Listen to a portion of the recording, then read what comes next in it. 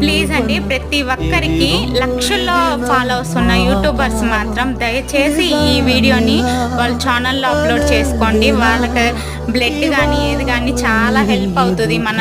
మనకు తగ్గ హెల్ప్ మనం చేయాలి. కాబట్టి ప్రతి ఒక్క యూట్యూబర్కి నేను కోరుకుంటుంది అదే, మీ అంతటికి మీదే ఛానల్లో చూసుకొని అప్లోడ్ చేసుకోండి. వాళ్ళైతే లైవ్ వీడియోలో ఉన్నారు ఇప్పుడు. ఆ వీడియోలో ప్రతి ఒక్కళ్ళు పెట్టుకోండి అని చెప్పిన తర్వాత నేను నా ఛానల్లో